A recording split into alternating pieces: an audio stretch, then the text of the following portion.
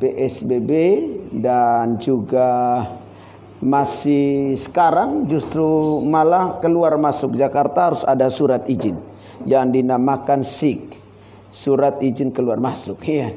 Jadi kalau yang tidak punya izin nggak boleh sembarang keluar masuk. Iya kan? Jadi masuk dan keluar Jakarta sekarang saja agak susah, apalagi masuk keluar surga, ya. Ini persoalan, ya. Jadi saya berdoa biar kiranya kita tetap membangun hubungan yang baik dengan Tuhan. Saya hari ini perlu mereview kembali. Satu ketika istri saya pernah bilang, mengatai saya gila, ya. Seorang istri pernah bicara suaminya gila, ya, yang dikasih Tuhan. Jadi saya pernah dikatai suami gila, ya, gembala gila, ya. Nah, ceritanya adalah seperti ini, saudaraku yang dikasih Tuhan. Waktu itu kita masih pakai harvest dan kemudian kita berdoa supaya kita punya tempat yang lebih permanen karena cukup frustrasi. Kenapa demikian? Karena kita punya jam ibadah yang singkat, lalu kemudian biaya sewa yang makin menumpuk, lalu kemudian bongkar pasang alat yang cukup membuat kerusakan sana sini, dan jam ibadah yang memang harus mengikuti jam-jam ibadah yang sudah berjalan. Jadi memang agak ribet memang waktu itu, tetapi memang karena tidak punya tempat, ya kita jalani saja. Lalu karena dalam keadaan yang demikian, saya bilang sama Tuhan, pernah beberapa kali bilang begini, Tuhan, terlalu susahkah tempat yang permanen bagi kami? Dan satu waktu saya bilang sama Tuhan, kalau memang Tuhan gak kasih tempat yang permanen, walaupun mungkin kontrak tapi kami tinggal di dalam, maka saya berikhtiar untuk tidak mau melayani Tuhan lagi deh. Bayangkan ini seperti maksa-maksa Tuhan, ya, seperti ngatur-ngatur Tuhan, atau katakanlah mau ngajak Tuhan berantem, ya, gitu. Tapi singkatnya adalah kemudian 1 tahun itu nggak jadi apa-apa. Lalu saya akhirnya memilih untuk menggenapi janji saya. Saya berdiam diri dan tidak mau kemana-mana, bahkan menjadi hamba Tuhan yang kemudian apatis lah, tidak terlalu punya lagi gairah untuk melayani Tuhan waktu itu. Lalu kemudian ada seorang hamba Tuhan berkunjung dan kemudian berdoa. Lalu saya sampaikan sampaikan apa yang menjadi kerinduan itu, dan saya sampaikan juga bahwa sekarang saya tidak punya lagi gairah untuk melayani Tuhan karena alasan ini. Lalu kemudian kami berdoa dan tiba-tiba hamba Tuhan ini mendapatkan semacam sebuah pesan, dan pesan itu menjadi peneguhan dan berkata, kamu tidak boleh mengambil langkah itu karena itu pikiranmu. Cabut kembali perkataan itu dan biarkan Tuhanlah yang berkarya. Tahun depan engkau akan punya tempat seperti yang kau minta. Wah, ini kan menggairahkan.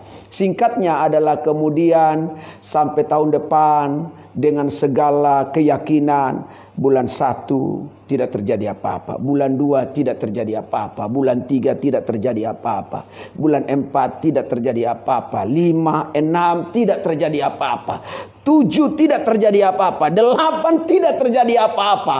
Astaga, 8 awal belum terjadi apa-apa. Lalu entah memang itu janji Tuhan, ya. Lalu kemudian ada pembicaraan dengan salah satu anak Tuhan. Lalu singkatnya tempat ini akhirnya kemudian kami dapat. Nah, istri saya bilang saya gila. Ini gini, saudaraku. Karena yang mau kasih berkat suruh cari tempat, dan setelah saya kasih tahu tempat ini, maka kemudian disuruh ukur. Ya, kalau orang suruh ukur, ya kita ukurlah.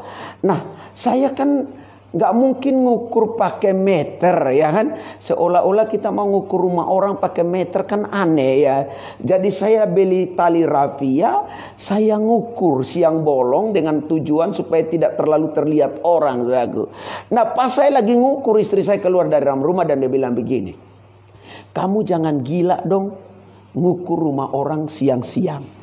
Nah, bayangkan seorang istri pernah mengatai suaminya gila, ya. Gila karena ngukur rumah orang siang-siang. Ya saya tanggapinya sederhana aja, ndak apa-apa. Biarkan istri bilang saya gila, tetapi ini kegilaan iman yang kulakukan dengan sebuah harapan untuk mendapatkan sebuah tempat yang memang kita doakan dan gumuli. Dan akhirnya kemudian setelah ukur, ya, panjang lebarnya saya bawa dan singkatnya ini disetujui, saudaraku yang dikasihi Tuhan. Lihat ini baik. Dari bahasa gilanya seorang istri melahirkan tempat ini. Oh, ini hebat nih. Jadi sebenarnya saya ingin mengharapkan supaya istri saya terus ngomongin saya gila, ya. Ya, apa yang sedang kita gumuli hari-hari ini memang itu menjadi semacam kegilaan, ya. Teman-teman saya hamba Tuhan, kalau saya cerita mereka agak aneh, ya. Misalnya kemudian saya bilang saya baru tanda jadi sebuah tempat 15 juta dari 2,5 miliar. Mereka bilang kamu gila, ya. Saya bilang kegilaan itu sudah terjadi sebelum kami punya tempat yang sekarang, dan yang ngomongin itu istri saya. Jadi kalau ada orang ngomongin saya gila, saya pasrah saja, saya anggap santai. Istri sendiri pernah bilang saya gila, ya. Dan kemudian singkatnya tempat ini kita dapat sampai hari ini. Iya kan? Sampai hari ini. Bahkan anugerah Tuhan masih lama kita di sini, dan ini sedang dalam doa. Tentunya saya percaya bahwa ini udah dalam genggaman tangan, ya. Kenapa demikian? Karena yang punya dulu bilang bahwa kita pernah berdoa di sini, dan itulah yang meyakinkan kita. Padahal waktu itu ini masih tempat yang jaya, saudaraku. Ini masih rame, dan karena memang janji Tuhannya, ya percaya. Nah, apa yang ingin saya bagikan bagi kita adalah jangan pernah berhenti berdoa dan berharap. Yang setuju katakan amin. Itu sebabnya mari kita buka 1 Tesalonika 5 ayat 17. Ayat ini sudah sering kita dengar, sering juga disampaikan, dan rasanya udah beberapa kali saya sampaikan ayat ini. Tetapi ada selalu remah yang baru, ya. Dan malam ini saya tidak menyampaikan barang kadaluarsa ini, expired ini. Saya menyampaikan hal yang baru, saudaraku, bagi kita yang hadir malam hari ini. Tetaplah berdoa. 1 Tesalonika pasalnya yang kelima, ayatnya yang ke-17. Haleluya. Tetaplah berdoa. Bicara apa? Yang pertama, tidak jenuh, jemu, dan merasa capek dalam doa. Dalam hidup kita, ketika kita menghabiskan banyak waktu di luar, kadang kita jenuh, kadang kita capek, kadang kita jemu. Tetapi orang yang tetap berdoa, dia tidak akan pernah capek. Yang setuju katakan amin. Daud berkata begini, aku bersuka cita ketika dikatakan orang kepadaku, mari ke rumah Tuhan. Aku berjalan mendahului orang-orang, melangkah ke rumah Tuhan. Lebih baik 1 hari di pelataran Tuhan daripada 1000 hari di tempat lain. Saya sudah pernah definisikan ini. Bait Allah itu memiliki 3 tahap. Yang pertama adalah itu pelataran. Tempat pelataran itu tempat kita bakar-bakar korban di sana. Lalu kemudian masuk ke dalam, itu namanya ruang kudus. Lalu kemudian ke dalamnya lagi yang hanya bisa dimasuki oleh imam, itu adalah ruang maha kudus.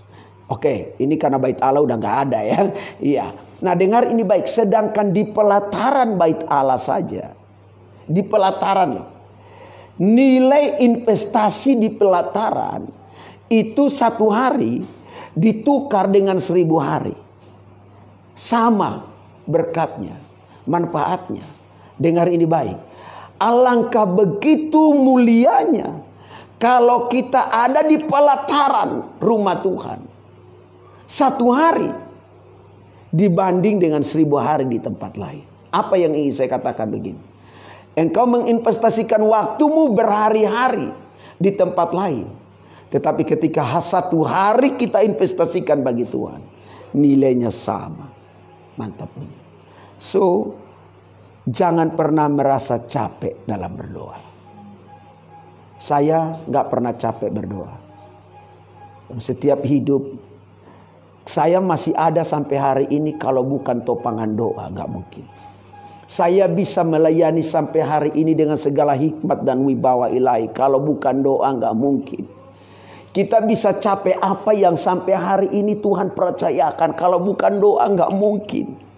Doa kita tidak harus tunjukkan seperti orang berteriak di luar sana dan pergi ke jalan-jalan dan tunjukkan kepada orang. Alkitab berkata secara realistis, orang yang di dalam Tuhan berdoa adalah masuk kamar, kunci dan berdoa. Jangan buat mukamu muram seperti orang yang kemudian terlihat berdoa. Ada begitu banyak orang kemudian pengen pamer kalau dia jago berdoa, pengen pamer kalau dia suka puasa. Jujur memang saya gak kuat puasa. Saya harus ngomong jujur, saya gak kuat puasa, saudaraku, yang dikasih Tuhan.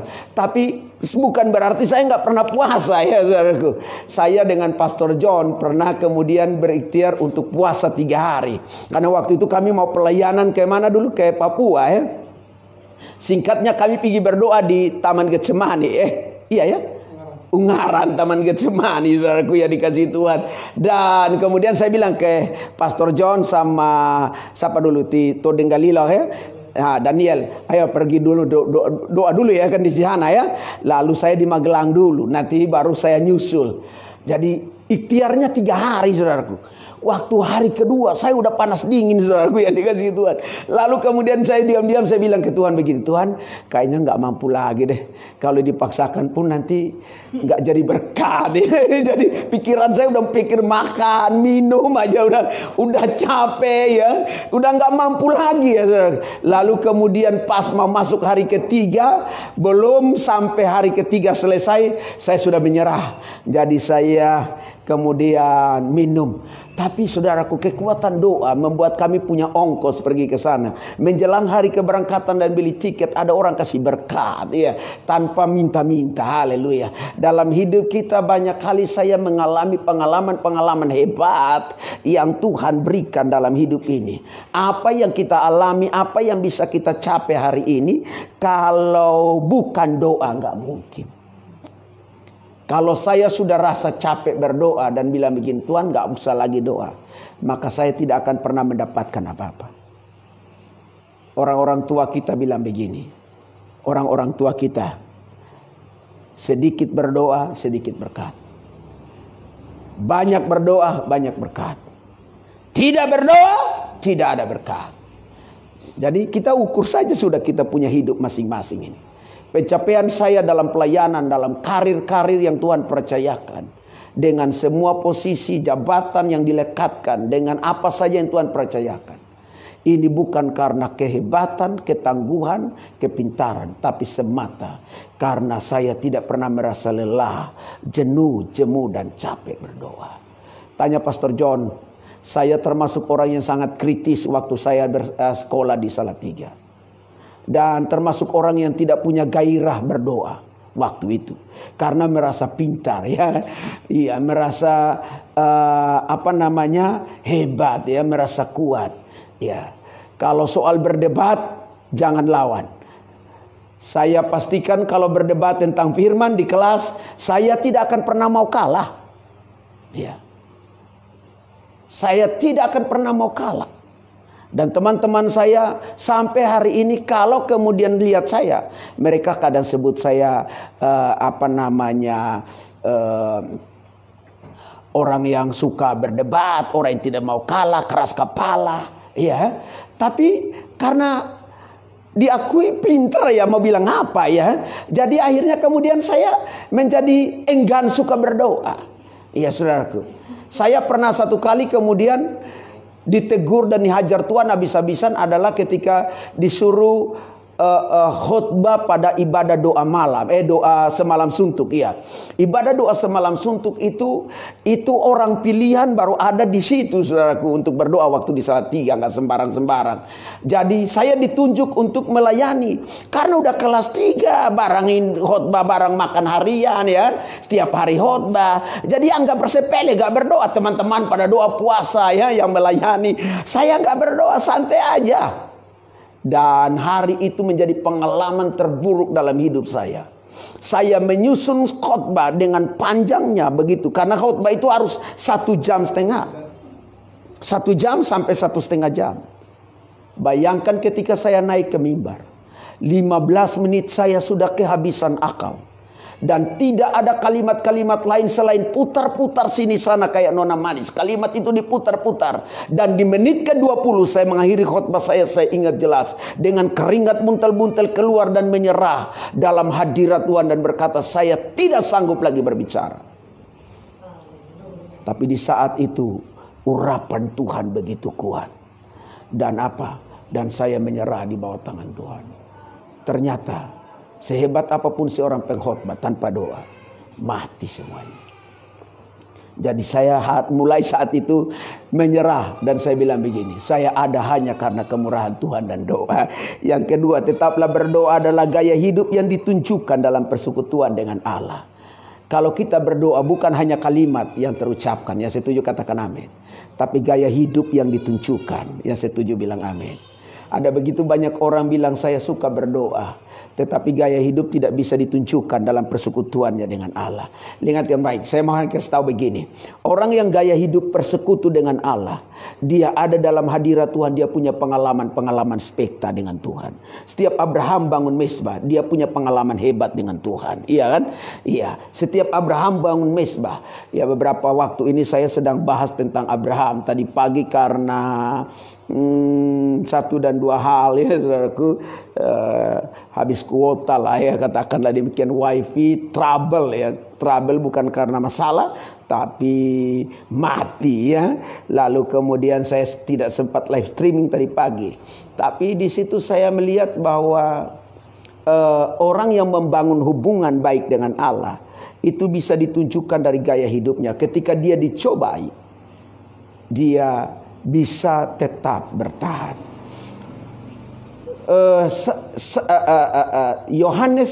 Yakobus pasal 1 ayat 13 bilang bahwa Allah tidak pernah mencobai manusia, betul ya? Sementara banyak ayat bilang Allah mencobai manusia.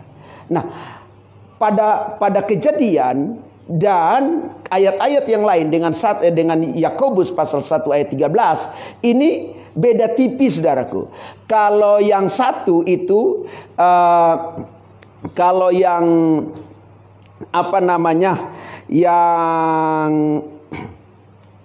Kejadian pasalnya yang ke-22 ayatnya yang pertama itu dari kata Ibrani nausau. Nausau itu adalah untuk menguji, untuk membuktikan, mengetes dan menggoda.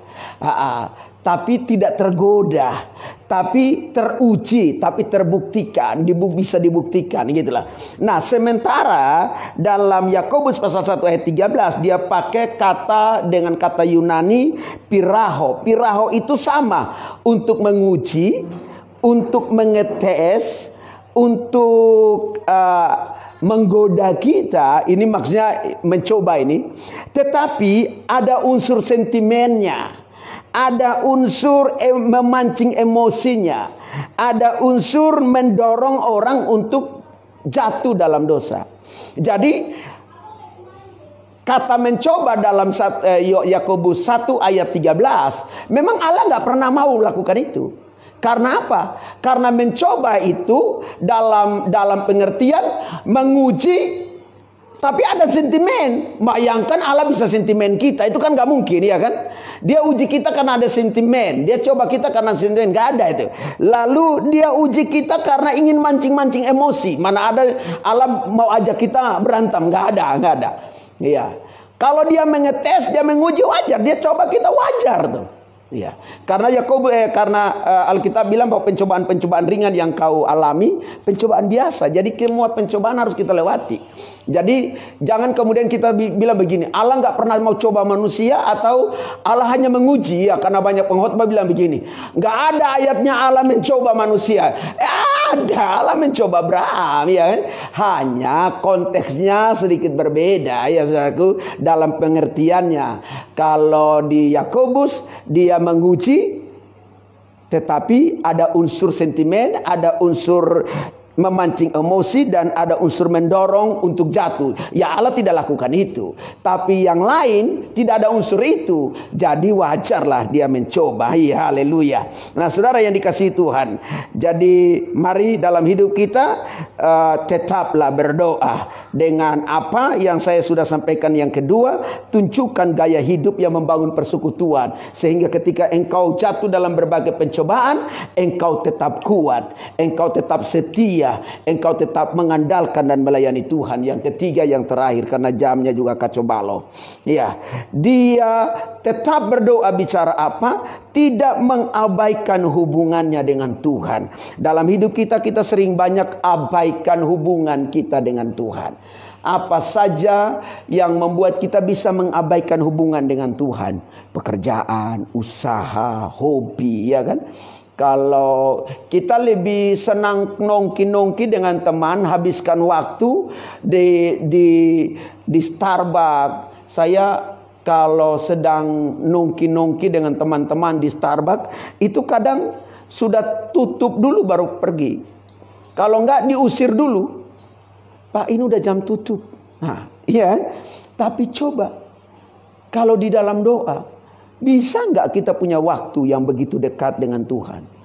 Banyak kali di antara kita mengabaikan Tuhan, mengabaikan hubungan kita dengan Tuhan, dan rela membangun hubungan yang lama dengan apa yang menjadi kepentingan kita. Doa saja orang yang tetap berdoa adalah dia yang tidak mengabaikan hubungannya dengan Tuhan. Justru dia harus rela mengabaikan hubungannya dengan manusia ketimbang mengabaikan hubungannya dengan Tuhan. Haleluya. Dan kalau kita lakukan itu, saya percaya Tuhan tidak biarkan kita sendiri. Tuhan tidak tega biarkan kita dengan keadaan apapun. Saya sampai hari ini mengalami pertolongan Tuhan, bagaimana pemeliharaan Tuhan. Saya cukup mau cerita sedikit, karena memang ini kita doa udah sekian lama ya, jarang cerita ya. Saya setelah pulang dari Papua, lalu kemudian datang ke Jakarta itu, saya dulu mau buka pelayanan di Bandung. Saya sudah punya tempat, karena di perumahan, karena itu punya kakak saya. Kakak saya di Tangerang, dia punya rumah di satu perumahan di Bandung. Saya datang ambil kunci di Tangerang dan sudah serahkan rumah itu ke saya. Waktu saya masuk rumah itu, lalu kemudian entah orang bilang Roh Kudus bicara, saya mah cuek bebek aja lah. Waktu saya masuk rumah itu kok saya nggak nyaman. Lalu saya bilang begini, berarti ini bukan tempat saya. Padahal itu perumahan, cukup mewah. Dan rumah itu dibilang sama kakak saya, kalau kamu mau pakai, karena itu abang, kamu mau pakai saja sesuka hatimu. Karena memang saya juga tidak tinggal di situ. Nah, kemudian saya nggak cocok, saya bawa pulang kembali kuncinya ke sana, dan dia bilang begini, lah nggak jadi, iya nggak jadi, saya pengen di Jakarta aja. Saudara bisa bayangkan, saya datang ke Jakarta pikul tas satu, setengahnya buku, setengahnya pakaian.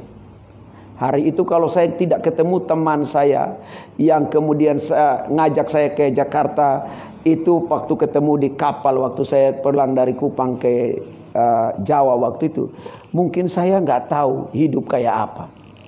Herannya saya bisa ketemu sore itu. Dan akhirnya ceritanya sampai hari ini saya ada sebagaimana ada. Dan bukan berarti ini saya sempat melayani di Antioch International Community dalam wadah Korea, yang saya ketua departemen PI misinya, ketua departemen. Lumayan tuh saudaraku, kita difasilitasi dengan banyak hal. Lalu kemudian karena saya pengen mengembala, fasilitas dicabut dan saya tidak punya apa-apa. Tapi saya tidak pernah takut. Iya, saya dalam hidup ini pernah banyak orang janji yang ini dan itu, Lalu kemudian sampai hari ini pernah menikmati berkat-berkat. Kalau bicara berkat Tuhan, astaga. Saya aja yang memang mau begini adanya. Iya. Lalu kemudian saya bisa melihat bagaimana. Saya cerita ini untuk apa? Untuk kemudian kita mulai merespon new normal ini. Karena new normal ini kita nggak ngerti nih. Masih banyak ahli yang sedang memperbicarakan tentang new normal ini. Tadi malam saya coba lihat di TV One tentang new normal ini. Masih bingung nih. Yang satu bilang begini, yang satu bilang begini. Jadi kita bingung mau kemana ini new normal ini. Normal yang baru ini. Tapi bagi saya apapun istilahnya. Kalau kita tetap berdoa dan bersandar sama Tuhan. Seperti kalimat di awal tadi saya bilang. Walaupun orang bilang kita gila. Istri bilang gila, suami bilang gila, anak-anak bilang gila karena kita tidak pernah putus berdoa. Tetap jadi seperti yang engkau mau dengan Tuhan. Saya percaya Tuhan tidak pernah kehabisan cara dan kehilangan cara untuk menyatakan mujizat pembelaannya. Dan saya sudah buktikan. Tuhan buka jalan. Haleluya. Tuhan Yesus memberkati. Amin.